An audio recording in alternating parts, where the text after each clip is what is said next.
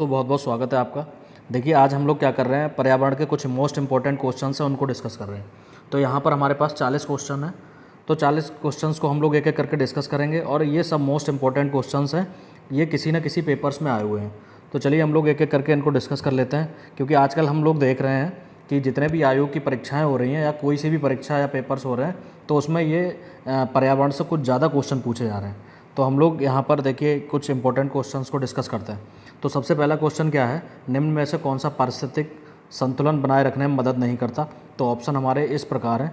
अगर हम अपने ऑप्शंस को देखेंगे तो हमें पहला ऑप्शन ही यहाँ पर करेक्ट लगेगा, वनों को काटना। अगर आप वनों को काटते हैं तो यह पर्यावरण संतुलन को बिगाड़ता है, ना कि बनाता है। तो हमारा जो सही ऑप्शन है वो फर्स्ट होने वाला है, तो हमारा फर्स्ट यहाँ पर सही ऑप्शन हो जाएगा। इसके बाद हम लोग सेकंड क्वेश्चन को डिस्कस करते हैं। देखिए सेकंड क्वेश्चन क्या कह रहा है, भारत में पारिस्थितिकी असंतुलन कौन सा एक कारण है। देखिए सेम कभी कभी लैंग्वेज चेंज होती है, आंसर हमारा वही होता है जैसा कि हम पहले क्वेश्चन में डिस्कस कर चुके हैं। अगर आप वनों को काटेंगे तो हमारा जो पर्यावरण संतुलन है वो बिगड़ जाएगा। तो यहाँ सेम हमारा आंसर होने वाला है। देखिए आंसर नंबर फर्स्ट हमारा यहाँ सही हो जाएगा, वनों उन्मूलन। वनों उन्मूलन का मतलब यही है कि पेड़ पौधों को काटना, वनों को काटना।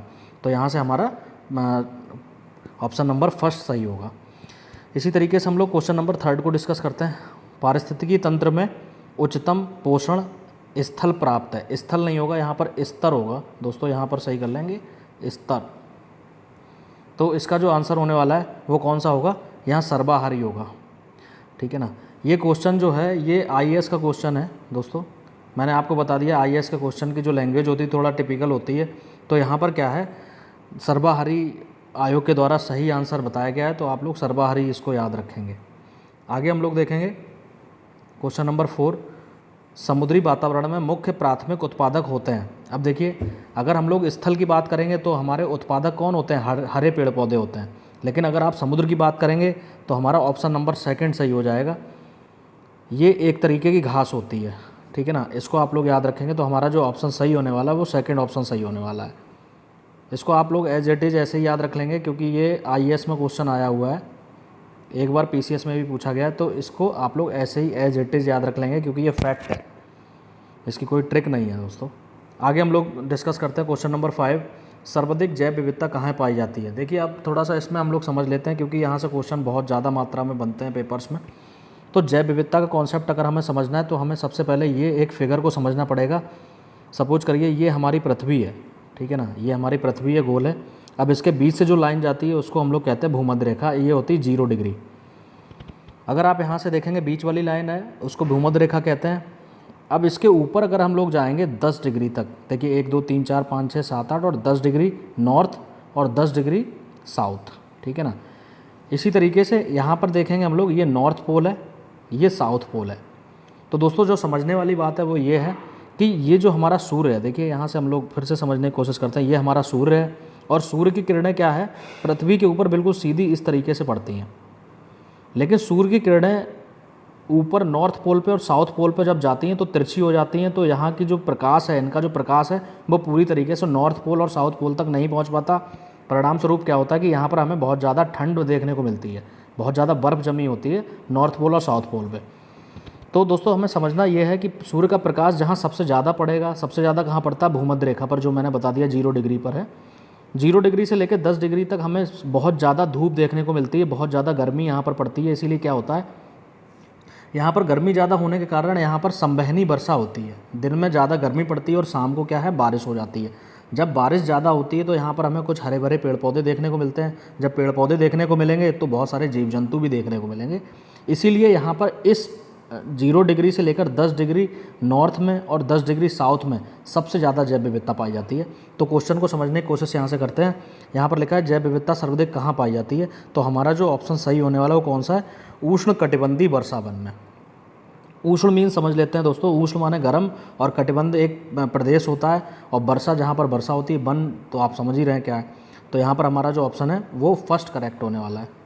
इसी तरीके से हम लोग क्वेश्चन नंबर 6 की बात करते हैं, प्राणियों और पादपों की जाति में अधिकतम विविधता मिलती है। देखिए सेम क्वेश्चन है, जैसा पहले था वैसा ये भी है, लेकिन क्या है इसमें थोड़ा सा लैंग्वेज में चेंज है। अगर आप सही से सोचने की कोशिश करेंगे तो हमारा जो ऑप्शन सही होने वाला है इसमें क्या हो जाएगा, उष्णकटिबंधीय आर्द्र वनों में। अब यहाँ पर आर्द्र लिखा है, आर्द्र का मतलब होता है गीला होना, बैट होना, बैट मीन्स गीला।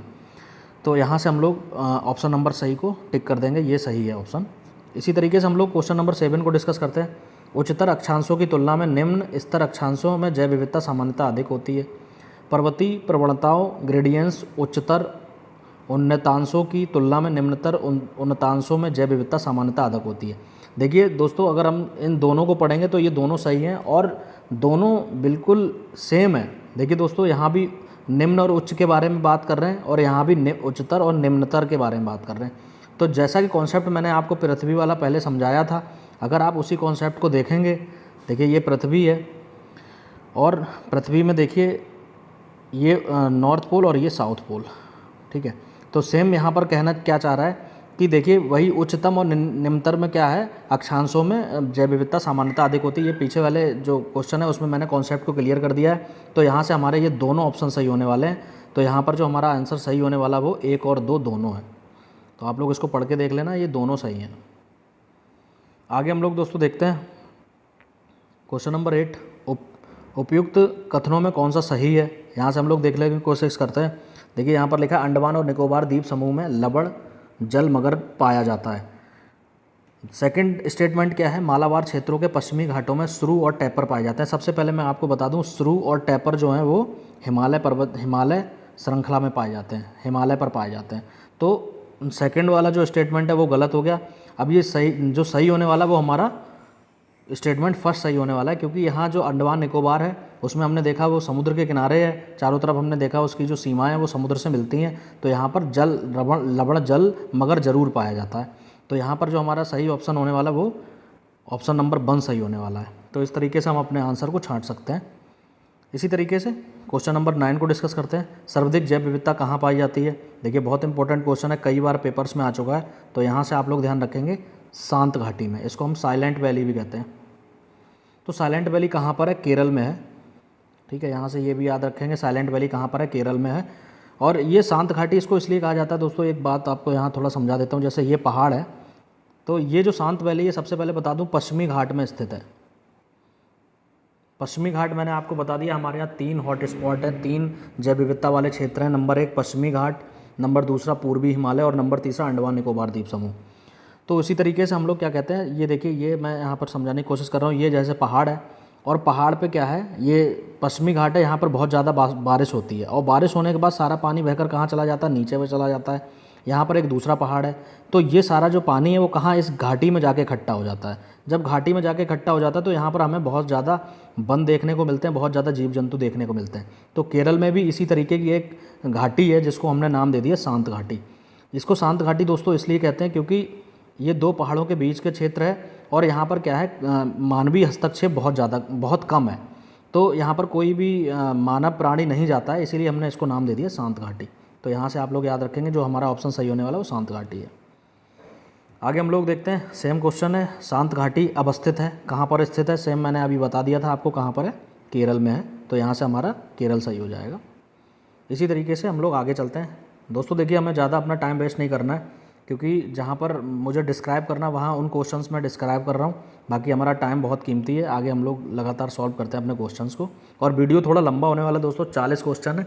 तो आप लोग क्या करना, अपनी जो प्लेबैक स्पीड है उसको आप बढ़ा सकते हैं, तो आप लोग वीडियो लेक्चर को जल्दी जल्दी भी देख सकते हैं। आगे हमने देखा फूलों की घाटी कहाँ स्थित है। देखिए अपने आप में फैक्ट है, इसमें कोई हमें डिस्क्राइब नहीं करना, ये उत्तराखंड में है। यहाँ से आप लोग सीधे याद रखेंगे, उत्तराखंड में एक चमोली डिस्ट्रिक्ट है। तो चमोली डिस्ट्रिक्ट में ही हमें फूलों की घाटी देखने को मिलती है। तो यहाँ से हमारा जो सही होने वाला है वो चमोली सही होने वाला है दोस्तों। इसी तरीके से हम लोग आगे चलते हैं। आगे हम देखते हैं वेटलैंड दिवस कब मनाया जाता है। तो यहाँ से दोस्तों हमारा जो ऑप्शन सही होने वाला है वो है 2 फरवरी। अब 2 फरवरी को क्यों मनाया जाता है इसके बारे में भी दोस्तों हम लोग समझ लेते हैं। 2 फरवरी 1971, 2 फरवरी 1971 को रामसर सम्मेलन हुआ था, ठीक है ना। तो रामसर सम्मेलन हुआ था। रामसर सम्मेलन क्या है, वेटलैंड का मतलब जो गीली भूमियाँ होती हैं, जो पानी से संबंधित क्षेत्र होते हैं, उनको मान्यता प्रदान करता है। तो यहाँ पर जो हमारा ऑप्शन सही होने वाला 2 फरवरी सही होने वाला है। तो यहाँ से आप लोग अपने आंसर को टिक कर सकते हैं। इसी तरीके से हम लोग क्वेश्चन नंबर 13 को देख लेते हैं। निम्नलिखित आर्द्र क्षेत्रों में किन्हें रामसर का दर्जा प्राप्त है। देखिए रामसर की बात हम लोग कर चुके हैं, तो रामसर का जो मुख्यालय है वो ईरान में है। ईरान को आप लोग ध्यान रखेंगे। तो यहाँ पर जो है रामसर का दर्जा किसको प्राप्त है, तो यहाँ पर उपरोक्त सभी हमारा आंसर होने वाला है। बहुत सारी ऐसी झीलें हैं जिनको रामसर दर्जा प्राप्त है, हम लोग सब एक ही में डिस्क्राइब नहीं कर सकते, तो कुछ झीलें हैं वो मैंने यहाँ पर डिस्क्राइब कर दी, बाकी आप लोग और जगह से देख लोगे। ठीक है, आगे चलते हैं हम लोग। रामसर सम्मेलन संरक्षण संबंधित था।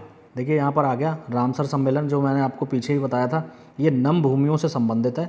तो यहाँ से हमारा ऑप्शन सही होने वाला नम भूमि। नम भूमि का मतलब गीली भूमि जहाँ पर पानी भरा हो, जहाँ पर जैव विविधता बहुत ज़्यादा हो, पेड़ पौधे ज़्यादा हों, तो वो जो सारे क्षेत्र हैं वो रामसर कन्वेंशन के द्वारा संरक्षित होते हैं। आगे हम लोग देखते हैं क्वेश्चन नंबर 15। पारिस्थितिकीय निकाय के रूप में आर्द्र भूमि बरसाती ज़मीन निम्नलिखित में से किस हेतु उपयोगी है।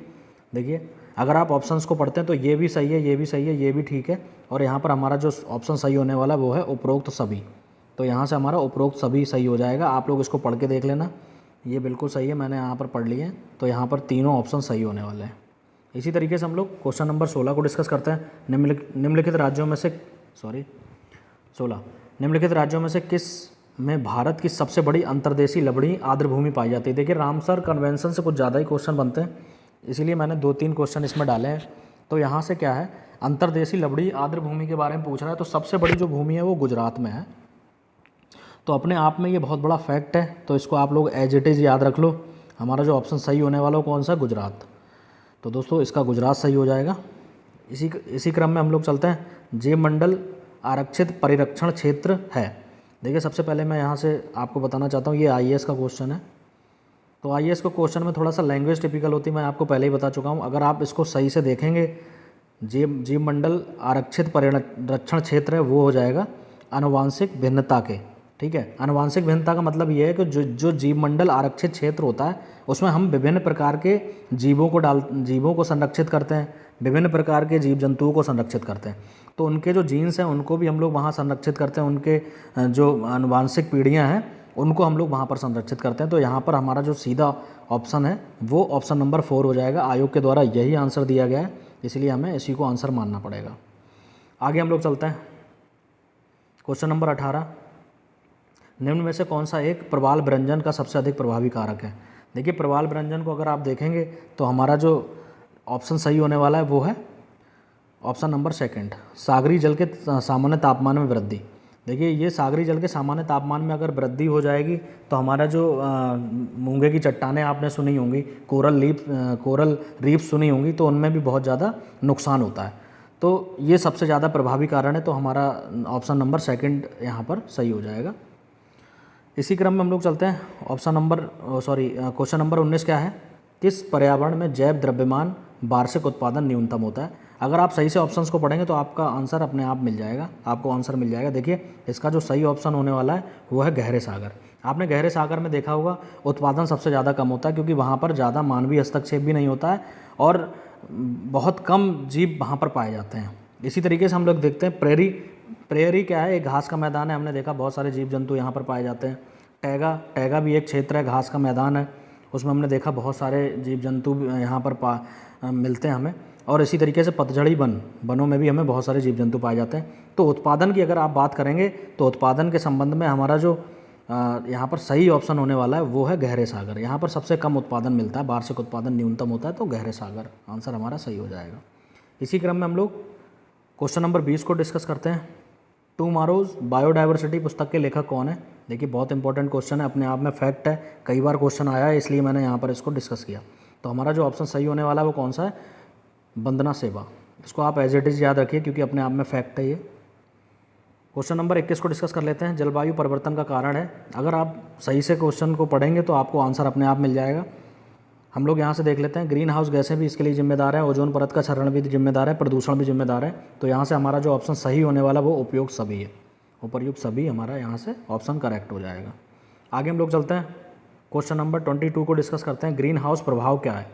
देखिए ग्रीन हाउस प्रभाव मैं आपको बताता हूँ। ग्रीन हाउस प्रभाव क्या है, गैसों के वायुमंडल में जमा होने से पृथ्वी के वातावरण का गर्म होना, यही है green house effect. Green house effect का मतलब क्या है, कुछ गैसें ऐसी होती हैं जो हमारे वायुमंडल को पूरी तरीके से गर्म कर देती हैं, इसी को हम लोग ग्रीन हाउस प्रभाव कहते हैं। तो हमारा ऑप्शन नंबर 3 यहाँ से सही होने वाला है, क्योंकि ग्रीन हाउस इफेक्ट से बहुत ज़्यादा क्वेश्चन बनते हैं। तो मैंने यहाँ पर 1-2 क्वेश्चन और डाला, उसको भी हम लोग डिस्कस करेंगे आगे देखिए हरित ग्रह प्रभाव। देखिए या तो ग्रीन हाउस इफेक्ट आ जाए या हरित ग्रह प्रभाव आ जाए, बात एक ही है। इसका अर्थ क्या है, जैसा कि हम लोग पीछे डिस्कस कर चुके थे, यहाँ जो हमारा तापमान बढ़ता है, अगर आप सही से देखेंगे तो हमारा जो आंसर है वो फर्स्ट ऑप्शन में ही मिल जाएगा। वायुमंडल में ग्रीन हाउस गैसों के धनी के कारण वायुमंडल के तापमान में वृद्धि। वायुमंडल के तापमान में वृद्धि क्यों होती है दोस्तों, यहाँ से हम लोग समझ लेते हैं। 2 गैसें जिम्मेदार होती हैं, एक तो कार्बन डाइऑक्साइड जिसको आप लोग CO2 कहते हैं, यहाँ से लिख देता हूँ दोस्तों। देखिए यहाँ से मैं लिख देता हूँ CO2। तो CO2 क्या है, हमारे यहाँ 0.003% पाई जाती है। अगर ये गैस हमारी पृथ्वी पर हमारे पर्यावरण में बढ़ने लगी तो यहाँ पर हमारा जो पर्यावरण हो जाएगा वो बहुत ज़्यादा गर्म हो जाएगा, तो यहाँ पर जीवन की संभावना बिल्कुल कम हो जाएगी। इसीलिए क्या है, हमें कार्बन डाइऑक्साइड को नियंत्रण में रखना है। तो यही, और दूसरी यहाँ पर जो गैस जिम्मेदार है वायुमंडल के तापमान को बढ़ाने के लिए वो है मीथेन। तो मीथेन गैस है, इसको हम आगे भी देख लेंगे, अभी आगे एक आध क्वेश्चन और भी होगा इससे संबंधित। आगे देखिए ग्रीन हाउस गैसों की संकल्पना किसने की थी, अपने आप में बहुत मोस्ट इंपॉर्टेंट क्वेश्चन है, और मैं समझता हूँ कि ये शायद B.Ed में भी एक बार पूछा गया था। तो यहाँ से जो सही ऑप्शन होने वाला है वो है जोसेफ फोरियर। तो इसको आप लोग एज इट इज़ याद रखिए, अपने आप में फैक्ट है ये। क्वेश्चन नंबर 25 क्या कह रहा है, कौन सा कथन सही है। देखिए इस तरीके क्वेश्चन मैंने इसलिए डाले क्योंकि इसमें दोनों सही होते हैं, तो आपको ज़्यादा ढूंढने की ज़रूरत नहीं है। तो यहाँ पर देखिए क्योटो प्रोटोकॉल की जो संधि है वो 2005 में हुई, ये भी सही है। मीथेन कार्बन डाइऑक्साइड की तुलना में ग्रीन हाउस गैसों में अधिक हानिकारक है, ये भी ठीक है स्टेटमेंट। तो हमारा जो सही ऑप्शन होने वाला है वो 3rd होने वाला है। तो दोस्तों यहाँ से 3rd ऑप्शन हमारा सही होने वाला है, इसको आप लोग एक बार पढ़ लेना, क्योंकि यहाँ से क्वेश्चन डायरेक्ट या इनडायरेक्ट माध्यम से बन जाते हैं क्वेश्चन। हम लोग जो डिस्कस कर रहे हैं उसमें भी हमारे क्वेश्चंस के आंसर निकल रहे हैं, तो जो व्याख्या मैं बोल रहा हूँ उसको भी आप लोग ध्यान से सुनिए। आगे हम लोग चलते हैं। क्वेश्चन नंबर 26 क्या कह रहा है, निम्नलिखित में से कौन सी प्राकृतिक रूप से पाई जाने वाली ग्रीन हाउस गैस सबसे अधिक ग्रीन हाउस को इफेक्ट करती है। देखिए दोस्तों यहाँ पर मैंने परसेंटेज भी लिख दिया है। तो जो सबसे ज़्यादा इफेक्ट करती है वो कौन सी है, यहाँ से देखिए जल वाष्प जो सबसे ज़्यादा इफेक्ट करती है। जल वाष्प क्या करती है, हमारे वायुमंडल को ठंडा भी कर सकती है, हमारे वायुमंडल को गर्म भी कर सकती है। तो इसकी जो परसेंटेज है वो भी मैंने लिख दी, कितना % इफेक्ट करती है। तो यहाँ से आप लोग याद रखेंगे, सबकी परसेंटेज भी आप लोग याद रख लेंगे यहाँ से। तो हमारा जो यहाँ पर सही ऑप्शन होने वाला वो कौन सा है, जल वाष्प है। चलिए अब हम लोग आगे क्वेश्चन को डिस्कस करते हैं। क्वेश्चन नंबर 27 क्या कह रहा है, 50 से अधिक देशों द्वारा समर्थित संयुक्त राष्ट्र मौसम परिवर्तन समझौता कब प्रभावी हुआ। अपने आप में इंपॉर्टेंट क्वेश्चन है दोस्तों। तो यहाँ से हम लोग देखते हैं, हमारा जो ऑप्शन सही होने वाला है वो ऑप्शन नंबर 1 सही होने वाला है। तो इसको आप एज इट इज़ याद रखिए, क्योंकि अपने आप में ये फैक्ट है। ये डेट बहुत ज़्यादा पूछी जाती है क्योंकि हमारा पर्यावरण से संबंधित है, इसीलिए ये क्वेश्चन बार बार पूछा जाता है। आगे हम लोग चलते हैं। क्वेश्चन नंबर 28 क्या कह रहा है, निम्नलिखित में से किस देश में विश्व के तापमानों पर आंकड़े इकट्ठा करने के लिए वैश्विक वायुमंडल चौकसी स्टेशन स्थापित किया गया है। तो दोस्तों देखिए इस समय इसका जो ऑप्शन है वो 4 सही होगा। दोस्तों ये क्वेश्चन जो है 2015 में लोअर PCS में पूछा गया था। तो दोस्तों इसी तरीके से हम लोग क्या करेंगे, अब आप करंट में भी देख लीजिए, करंट में भी कई सारे चौकसी स्टेशन भी स्थापित होने लगे हैं, तो हमारा भारत भी इसमें शामिल हो गया है। तो दोस्तों अभी ऑप्शन के हिसाब से हमारा जो सही होने वाला है वो है उपरोक्त सभी। तो यहाँ से आप उपरोक्त सभी ध्यान रखेंगे, बाकी आप लोग जो अपडेट है वो नेट से आप लोग सर्च कर लेंगे। इसी तरीके से हम लोग आगे चलते हैं। क्वेश्चन नंबर 29 क्या कह रहा है, कौन सा कथन CDM के लिए सत्य नहीं है। देखिए अपने आप में इंपॉर्टेंट है। CDM की फुल फॉर्म मैंने यहाँ पर लिख दी है, क्लीन डेवलपमेंट मशीनिज्म। तो यहाँ पर क्या है, जो हमारा ऑप्शन सही होने वाला है, ये सबसे पहले ये समझ लेते हैं, ये कॉन्सेप्ट जो है वो क्योटो प्रोटोकॉल के द्वारा दिया गया था। क्योटो प्रोटोकॉल एक संधि है, तो उसको हम लोग आगे डिस्कस करेंगे। तो यहाँ पर जो हमारा ऑप्शन सही होने वाला है उसमें यह कहा गया था कि यह विकसित देशों को विकासशील देशों की परियोजनाओं में पूंजी लगाने के लिए निषेध करता है। देखिए जितना हम विकास की तरफ बढ़ेंगे उतना ही हमारा पर्यावरण जो है इफेक्टेड होगा। तो दोस्तों यहाँ पर जो हमारा सही ऑप्शन होने वाला है वो ऑप्शन नंबर 4 सही होने वाला है। इसी क्रम में हम लोग आगे चलते हैं। कार्बन क्रेडिट का दृष्टिकोण निम्न में से किस में शुरू हुआ। देखिए कार्बन क्रेडिट का जो संकल्पना है वो क्या कहती है कि जैसे अगर कार्बन क्रेडिट ज़्यादा होने लगा तो हमारा जो वायुमंडल है वो ज़्यादा प्रदूषित होने लगेगा। तो कार्बन क्रेडिट का जो कॉन्सेप्ट आया था वो किस में आया था, क्योटो प्रोटोकॉल में आया था। तो दोस्तों यहाँ से हमारा जो ऑप्शन सही होने वाला वो क्योटो प्रोटोकॉल होगा। तो यहाँ से ये हमारा ऑप्शन सही हो जाएगा। तो इसको आप लोग एज इट इज़ याद रखिए।